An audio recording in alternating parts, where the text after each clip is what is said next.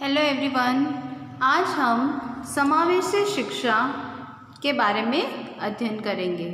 समावेशी शिक्षा जो है वो आपके एजुकेशनल मैनेजमेंट पेपर के अंतर्गत 4th यूनिट है।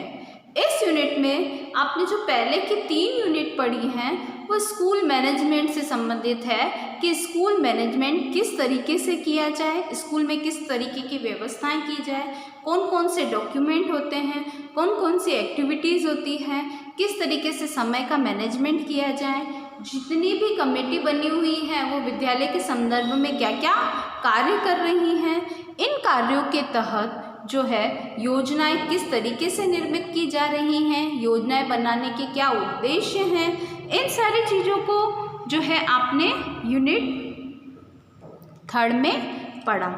इन योजनाओं के अनुसार आपने जितनी भी 3 यूनिट पढ़ी हैं वो विद्यालय व्यवस्था से पढ़ी है। अब जो आता है ये 2 यूनिट नए कंसेप्ट से रिलेटेड है, जिसमें इंक्लूसिव एजुकेशन समावेशी शिक्षा निहित है। इस समावेशी शिक्षा में विशिष्ट आवश्यकताओं वाले विशिष्ट बालकों हेतु विशिष्ट स्कूल की व्यवस्था करना ही समावेशी शिक्षा है। विशिष्ट आवश्यकताओं वाले विशिष्ट बच्चों जिसमें विकलांग, शारीरिक अक्षमताओं या अक्षमताओं वाले को सामान्य शिक्षा के साथ में मिलाकर इन्हें एक समान समझते हुए शिक्षा देना, मतलब एकीकृत शिक्षा की व्यवस्था करना। समावेशी शिक्षा वह शिक्षा है जिसमें असमर्थ बच्चों के साथ साथ अन्य बच्चे भी शामिल होते हैं। सम्मिलित शिक्षा का मुख्य सिद्धांत यह है कि सभी बच्चों की मुख्य धारा से जोड़ते हुए और एक साथ सीखते हैं। समावेशी शिक्षा जो है वो संदेश देती है everyone belongs to the school, everyone is welcome to the school. समावेशी शिक्षा के अर्थ विभिन्न योग्यता वाले बच्चों के स्कूल की विभिन्न पहलुओं में पूर्ण रूप से एक साथ सम्मिलित होना है, जिन पहलुओं का दूसरे बच्चे भी आनंद उठाते हैं तथा उन तक पहुंच सकते हैं।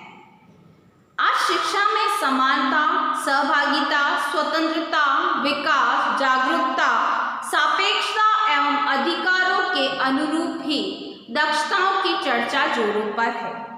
वहीं दूसरी ओर एक राष्ट्र के जीवन की गुणवत्ता को परिलक्षित करने वाले मानव विकास सूचांक के लिहाज से बहुत पिछड़े हुए हैं। भारत में आज भी विकलांगता, आर्थिक विभेद, जातीय अत्याचार, जनजाति एवं अनुसूचित जाति के लोगों का शोषण, लिंग भेद, हाशियाकरण एवं सामाजिक बहिष्कार जैसे भेदभाव एवं अपेक्षाओं का पर्यावरण अपने पुष्ट स्वभाव में विद्यमान है। चूँकि शिक्षा वांछित विकास को सबल अधिकरण एवं एजेंट है, इस निहित शिक्षा एवं शिक्षा व्यवस्थाओं का प्राथमिक दायित्व यह है कि वे अपने कतार में खड़े आखिरी व्यक्ति का अधिकाधिक कल्याण करें।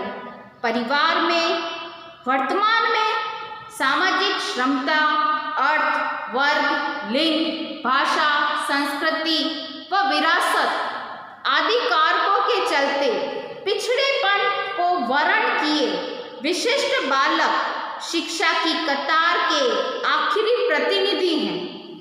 इन सभी शैक्षिक वंचितों की दृष्टि से शिक्षा को हल्के में मतलब पूर्ण समावेशन की नीति वर्तमान में सबसे कारगर व सर्वसुलभ दवा है। समाज का भारत का संविधान यह सुनिश्चित करता है कि प्राथमिक शिक्षा हर बच्चे का मौलिक अधिकार है। प्राथमिक शिक्षा हर बच्चे का मौलिक अधिकार है। भारत में विश्व की सबसे बड़ी शिक्षा प्रणाली काम करती है। इसमें प्राथमिक शिक्षा व उसकी सफलता महत्वपूर्ण है, क्योंकि इससे राष्ट्र के अनेक अभियान योजनाएं, नीतिगत प्रयासों के साथ साथ देश के 20 करोड़ से ज़्यादा स्कूली बच्चों से जुड़े हुए हैं। इन 20 करोड़ स्कूल बच्चों में वर्ग की आयु 6 वर्ष से 14 वर्ष के बीच की है। इन बच्चों की शिक्षा के 10% को नियमित शिक्षा हासिल नहीं हो पाती। एक और जहां स्कूल के बच्चों के दाखिले को राष्ट्रीय औसत 90% है, वहीं 5% से भी कम निःशक्त बच्चों की स्कूलों में दाखिला होता है। कमाबेश यही स्थिति हाशियाकरण के बच्चों की भी। इस कारण बच्चों के 20% बच्चे निःशुल्क एवं अनिवार्य शिक्षा के 3 से 5 साल भी पूरे नहीं कर पाते।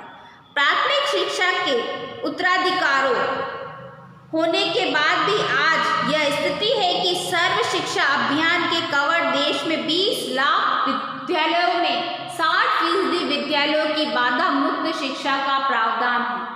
इन आंकड़ों के स्पष्टीकरण से यह आशय कदापि नहीं है कि स्वतंत्रतर भारत में यात्राओं में प्राथमिक शिक्षा का कोई ठोस विकास हुआ है। भारत शिक्षित जनशक्ति के लिहाज से अमेरिका, यूरोप, जनसंघ और चीन के बाद विश्व की चौथी बड़ी शक्ति बन सकता है, परंतु समानता एवं मात्रात्मक विस्तार एवं गुणवत्ता स्थापना के लक्ष्यों के साथ साथ आज भी हमारी प्राथमिक शिक्षा में समावेशन के दबाव एवं उत्कृष्टता की तड़पन का अभाव वांछनीय है। यह प्रश्न है कि समावेशी शिक्षा के क्या मायने हैं, समावेशी शिक्षा क्या है। शाब्दिक अर्थ से सम्मिलित करना। समावेशन का शाब्दिक अर्थ है सम्मिलित करना, टू टेक इन, एक अंग बनाना, to consider as a part, सदस्य बनाना, इट मीन्स मेंबर या साथ देना, है ना। इस प्रकार समावेशन का अर्थ सदस्यता से है, जिसका संबंध समुदाय से है जो शांति, स्वतंत्रता, समानता के साथ स्वेच्छा से निष्पक्ष और समान शर्तों के साथ एक समूह में रहता है। शिक्षा के संबंध में समावेशन का अर्थ विद्यालय की एक पूर्ण संरचना से है, जिसमें विद्यालय के सभी सदस्यों का एक केंद्र हो और सभी के बालक एक साथ शिक्षा ग्रहण कर सकें। इस प्रकार समावेशी शिक्षा का मतलब राष्ट्र की नियमित शिक्षा में सभी बालकों के बच्चों को समाविष्ट किया जाए। यद्यपि शिक्षा के हल्के में समावेशी शिक्षा केवल विकलांग बच्चों की जरूरत के मुताबिक विशिष्ट शिक्षा के रूप में प्रारंभ होकर एकीकृत शिक्षा, निःशक्तों की शिक्षा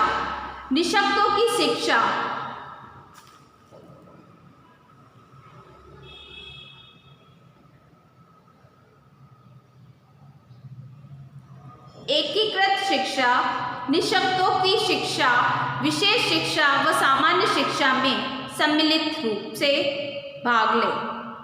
अपने विकसित रूप में शिक्षा से वंचित सभी प्रकार के बच्चों को एक साथ एक व्यवस्था में शिक्षा प्रदान करने से है। अतः हम कह सकते हैं कि अपने व्यापक संदर्भ में समावेशी शिक्षा निःशक्त जनों तक सीमित नहीं है, बल्कि इसका अर्थ किसी भी प्रकार के बच्चे का बहिष्कार न होना भी है। कहने का मतलब जो है, समावेशी शिक्षा विशिष्ट आवश्यकताओं वाले विशिष्ट बालकों हेतु विशिष्ट स्कूल की व्यवस्था है। विशिष्ट आवश्यकताओं वाले विशिष्ट बच्चों जैसे विकलांग को सामान्य शिक्षा के साथ में मिलाकर एक समान समझते हुए शिक्षा देना। इट मीन्स इसका उद्देश्य है एकीकृत शिक्षा देना। समान बच्चे, समान आवश्यकताएं और समान समझते हुए एकीकृत शिक्षा देना। सभी प्रकार के बच्चों को शैक्षिक हाशिए पर है, जैसे विकलांग, वर्ग, जाति विशेष, गरीब, लिंग, धर्म, भाषा, संस्कृति एवं भौतिक कारकों के चलते शिक्षा से वंचित हैं, इन सभी को एक सामान्य शिक्षा में शामिल करना समावेशन है। इसमें केवल विकलांग बच्चे नहीं हैं, इसमें वर्ग, किसी भी वर्ग के बच्चे, किसी भी जाति विशेष के बच्चे, किसी भी गरीब बच्चे, लिंग के आधार पर लड़के या लड़की के आधार पर, या किसी धर्म के आधार पर, भाषा के आधार पर, संस्कृति के आधार पर, भौगोलिक कारकों के आधार से चलते, मतलब भौगोलिक आधारों में कैसे कि कोई बच्चा जो है वो जैसे पहाड़ी क्षेत्रों में रहता है तो वो शिक्षा से वंचित नहीं रह जाए, या फिर दूर दराज शहरों में, गाँवों में जो रह रहे हैं, यह वो शिक्षा से वंचित नहीं हो। इन सभी को एक सामान्य शिक्षा में शामिल करना ही समावेशन है। सामान्य शिक्षा के शिक्षकों के साथ विशेष शिक्षकों, माता पिता के सलाहकार, माता पिता सलाहकार, थेरेपिस्ट, सामाजिक कार्यकर्ता और चिकित्सक के सभी शांति, स्वतंत्रता व समानता के साथ समूह बनाकर सभी प्रकार के बच्चों को उनकी सहभागिता, परंपरा, परस्पर पूरकता एवं बाधा रहित पर्यावरण में दाखिल कर शिक्षा प्रदान करना ही समावेशीय शिक्षा है। समावेशी शिक्षा इस प्रकार से राष्ट्र के लक्ष्यपरक शैक्षिक उत्थान की दृष्टि से समावेशी शिक्षा शिक्षण के सभी अच्छे व्यवहारों का समावेशन है। इसमें शिक्षा, स्वास्थ्य देखभाल, आर्थिक सहयोग, पूर्णवास, व्यावसायिक प्रशिक्षण के लिहाज से संपूर्णवादी दृष्टिकोण अपनाया जाता है।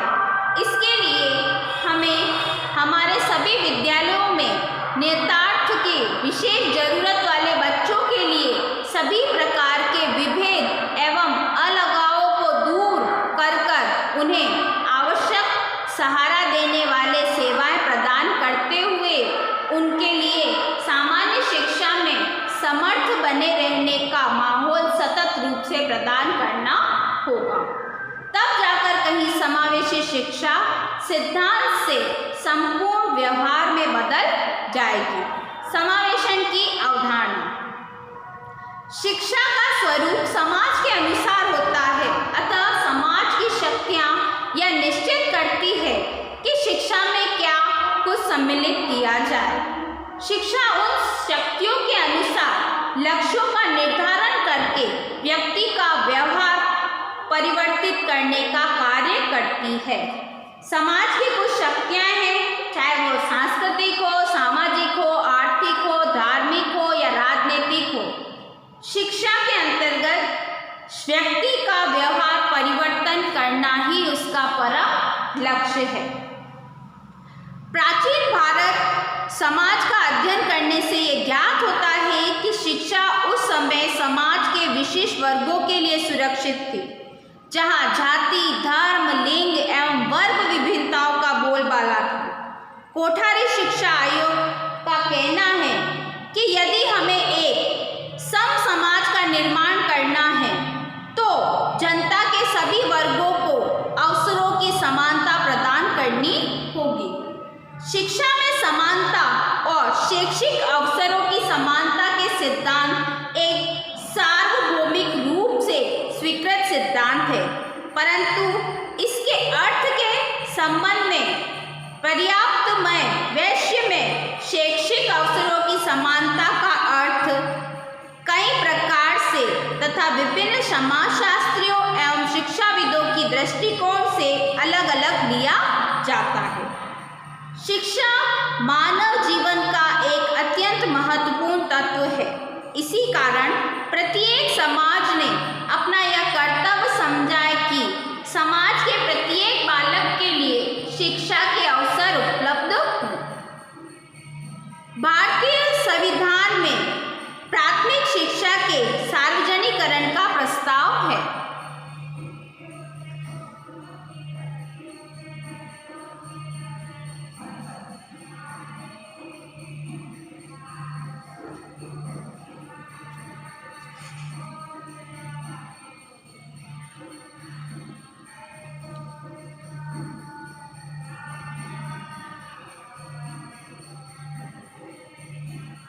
शिक्षा मानव जीवन का एक महत्वपूर्ण तत्व है। इसी कारण प्रत्येक समाज ने अपना यह कर्तव्य समझा है कि समाज के प्रत्येक बालक के लिए शिक्षा के अवसर उपलब्ध हो।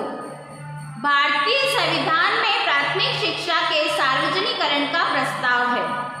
इसके कारण 14 वर्ष तक की आयु के प्रत्येक बालक बालिकाओं के लिए अनिवार्य एवं निःशुल्क शिक्षा का प्रावधान है। हमारे संविधान राज्य की नीति निर्देशक सिद्धांतों में 45वें अनुच्छेद में कहा गया है कि राज्य सभी बच्चों के लिए जब तक वे 14 वर्ष की आयु पूर्ण नहीं कर लेते निःशुल्क एवं अनिवार्य शिक्षा उपलब्ध कराने का उपक्रम करेगा। अब जबकि हम समावेशी शिक्षा हमारे पास पर्याप्त कारण है कि हम समावेशन के बारे में सोचें। समावेशी शिक्षा की अवधारणा के मूल स्रोत बालक को शिक्षा के समान अवसर प्रदान करना है। बालकों के शिक्षा के समान अवसर प्रदान करने का अर्थ शिक्षा से संबंधित समान अवसर प्रदान करना ही नहीं, अपितु इन अवधारणा को ध्यान रखते हुए व्यक्तिगत विभिन्नताओं के आधार पर आवश्यकता अनुसार शिक्षा के अवसर प्रदान करना है। समावेशी शिक्षा कार्यक्रम में शिक्षकों को सामने ये चुनौती है कि वह विशिष्ट बालकों को इस प्रकार सहयोग प्रदान करें कि उनका सामाजिक एवं शैक्षिक दोनों प्रकार से समावेशन हो सके। केवल विशेष शिक्षा एवं विशेष शिक्षक के द्वारा अर्थपूर्ण समावेशन संभव नहीं और न ही यह तब सार्थक होगा जब ये प्रयास केवल तात्कालिक हो, बल्कि सार्थक समावेशन के लिए हमें विद्यालयों में ऐसे प्रशासकों, शिक्षकों एवं अभिभावकों की आवश्यकता है जो विभिन्नता के मूल्यों को समझते हुए साथ ही समस्यात्मक बालक को परंपरागत तौर से अलग रखने पर प्रश्न उठा सकते हैं। पाठ्यचर्या 2005 के अनुसार समावेशी शिक्षा की कुछ अवधारणाएं निम्न प्रकार से हैं। समावेशी शिक्षा का महत्व सबको समाविष्ट करने से। विकलांगता एक सामाजिक जिम्मेदारी है, इसे स्वीकार करना चाहिए। विकलांगता समाज निर्मित है, इसे तोड़ें। बच्चे असफल नहीं होते, वे केवल विद्यालय में असफलता दर्शाते हैं। समावेशन केवल विकलांग बच्चों तक ही सीमित नहीं है, बल्कि इसका अर्थ किसी भी बच्चे का बहिष्कार न होना भी है। सभी विशेष आवश्यकताओं वाले विद्यार्थियों को विद्यालय में प्रवेश को रोकने की कोई प्रक्रिया नहीं होनी चाहिए। भौतिक, सामाजिक एवं व्यवहार संबंधी बाधाएं दूर करें। अंतरों की स्वीकृति विविधता का उत्सव है। साथ मिलकर पढ़ना प्रत्येक बच्चे के लिए लाभदायक है। समावेशन नीति में सहभागिता हमारी शक्ति है, जैसे विद्यालय समुदाय की, शिक्षक अभिभावक की, विद्यालय तंत्र व अन्य तंत्रों की सहभागिता है। शिक्षण के अच्छे व्यवहार समावेशन नीति के पर्याय हैं। यदि बच्चे पढ़ना चाहे तो उनकी कमियों को नहीं देखें, बल्कि उनकी शक्तियों को पहचानें। विशेष शैक्षिक आवश्यकताओं वाले बालकों हेतु सहायक रेखाएं आवश्यक सेवाएं हैं। समावेशन द्वारा आपस में आदर भाव, परस्पर निर्भरता बढ़ाएं। समावेशी शिक्षा के प्रति सकारात्मक दृष्टिकोण का विकास करें। समावेशी शिक्षा में आने वाली बाधाओं को समझना, समावेशी शिक्षा के ज्ञान का विकास करना, समावेशी शिक्षा के प्रति समाज में जागरूकता का विकास करना, समावेशी शिक्षा के प्रति भावात्मक संबंध का विकास करना, वर्तमान संदर्भ में समावेशी शिक्षा की स्थिति को समझना। यूनेस्को ने इसी संदर्भ में समान का स्पेन में 7 जून से 10 जून 1994 में एक विश्व सम्मेलन आयोजित करके उसमें इस संबंध के कार्य प्रारूप तय की।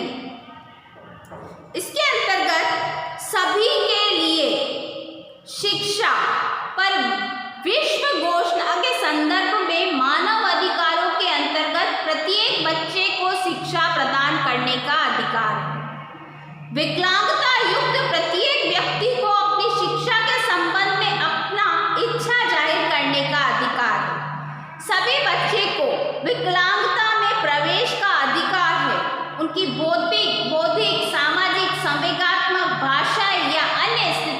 अनदेखा करके। इस प्रकार की शिक्षण विधियों को विशेष शिक्षण आवश्यकताओं सहित सभी बच्चे लाभान्वित होंगे। समावेशित विद्यालय में समान अवसर और पूर्ण अधिकारों भागीदारियों के लिए पृष्ठभूमि बनती है। इसकी सफलता केवल विद्यालय के स्टाफ और शिक्षक के प्रयत्न से ही नहीं बल्कि साथियों, पालकों मतलब अभिभावकों, स्वयंसेवकों के प्रयत्न से भी संभव है। जहाँ तक संभव हो सभी बच्चों को, चाहे उन्हें कोई भी कठिनाइयाँ हो या कोई अंतर हो, साथ साथ देखना सीखने देना चाहिए। यदि समावेशन शिक्षा का मूल सिद्धांत है, क्या सिद्धांत है? उनमें कोई अंतर ना हो और साथ साथ सीखने देना चाहिए। विशेष शैक्षिक आवश्यकता वाले बच्चों को प्रभावी शिक्षण हेतु उचित अतिरिक्त सहयोग शाला में ही दिया जाना चाहिए। नियमित विद्यालय को उचित विशेष व्यावसायिक सहयोग देकर विशेष विद्यालय अपनी नवीन और विकास की भूमिका तय कर सकता है। जिन विद्यालयों में विशेष विद्यालयों की संख्या कम या नहीं है, उन्हें समावेशी विद्यालय के विकास का कार्य शुरू करना चाहिए। समावेशी विद्यालयों का विकास का कार्य शुरू करना चाहिए।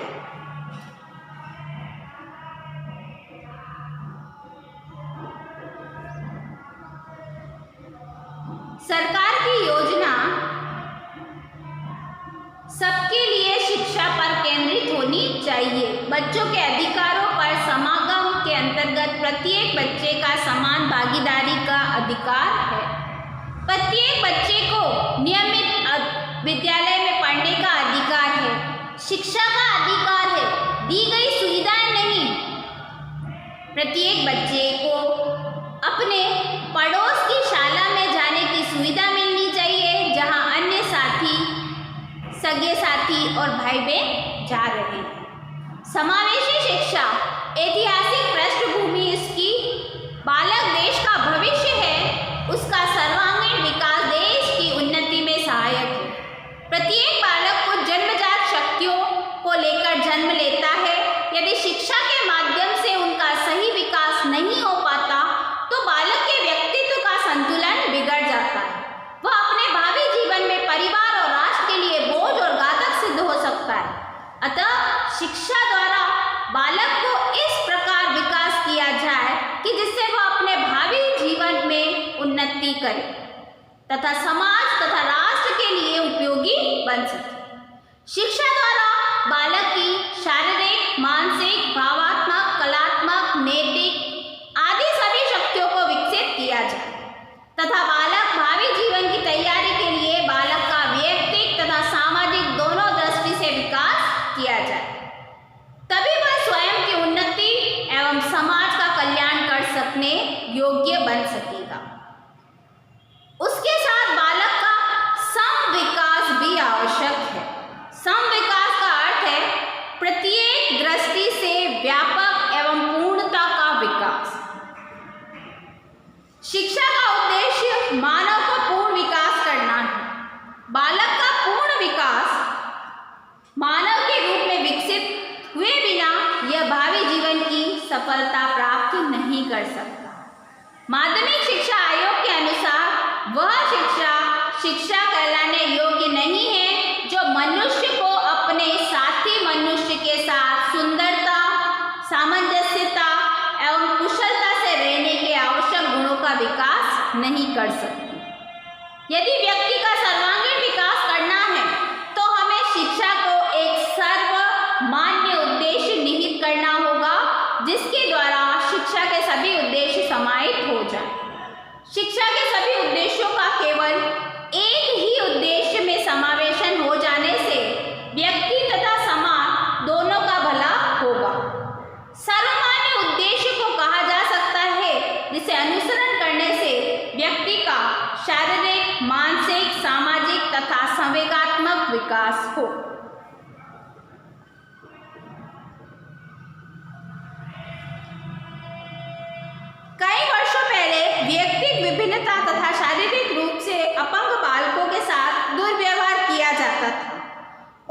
कोई ध्यान नहीं दिया जाता था। उन्हें भगवान का अभिशाप तथा माता पिता का समाज पर बोझ समझा जाता था। लेकिन धीरे धीरे समाज और सभ्यता के विकास में परिवर्तन हुए। शारीरिक रूप से बाधित बालकों के प्रति समाज की सोच बदलने लगी। उन्हें संरक्षण प्रदान किए जाने लगा और यह कहने जाने लगा कि अपंग पूर्णतः बेकार है, वह स्वयं कुछ भी करने के असमर्थ है। ये ऐसे जीव हैं वो जो कृपा के पात्र हैं तथा जब तक जीवित हैं तब तक इनकी मदद करनी होगी। ये सब सोचकर उसके प्रति सिर्फ दया का भाव रखा गया। इसीलिए उनकी शिक्षा, प्रशिक्षण, आजीविका, पुनर्वास के बारे में प्रयास नहीं किए गए। लेकिन कुछ समय पश्चात ये विचार पैदा हुआ कि ऐसे बालकों की शिक्षा आवश्यक है, परंतु शिक्षा सामान्य शिक्षा केंद्रों में संभव नहीं है। इसीलिए विशिष्ट शिक्षा देने के लिए विद्यालय तथा शिक्षण संस्थाएं स्थापित हुए। इन संस्थाओं का मुख्य उद्देश्य बाधित बालकों को शिक्षा तथा प्रशिक्षण देना है। 20वीं शताब्दी के उत्तरार्ध में नवीन विचारों एवं धाराओं में बाधित बालकों की शिक्षा के लिए नवीन दिशाओं के द्वार खोल दिए गए। ये समझा जाने लगा कि अपंग बालक सामान्य बालकों से अलग नहीं है, पर इतना अवश्य है कि उन्हें विशिष्ट विशेषताएं जो पूर्ण रूप से बाधित नहीं हैं, उन्हें समाज के अन्य सदस्यों की तरह शिक्षा प्राप्त करने, समाज में भागीदारी, अन्य कार्यों में सहयोग का समान अधिकार देना चाहिए। जिनका बाधित स्तर कम है, अस्थिर बाधित है, ऐसे बालकों को सामान्य शिक्षण संस्थाओं में सामान्य बालकों के साथ कुछ आवश्यक अतिरिक्त सहायता देकर शिक्षा प्रदान की जानी चाहिए। सामान्य परिस्थितियों में बाधित बालकों का शिक्षण सामान्य संस्था में कम खर्चीला होने के साथ साथ शिक्षण क्षेत्र में व्यापक रूप में सहयोग देता है। इसी के साथ में इस वीडियो का जो असाइनमेंट है वो असाइनमेंट के क्वेश्चन है कि समावेशी शिक्षा की अवधारणा पर प्रकाश डालिए। समावेशी शिक्षा की आवश्यकता क्यों होती है? लघुत्तरात्मक प्रश्न है, समावेशी शिक्षा की अवधारणा पर प्रकाश डालिए। निबंधात्मक प्रश्न है, समावेशी शिक्षा की आवश्यकता क्यों होती है? समावेशी शिक्षा के प्रमुख सिद्धांत बताइए।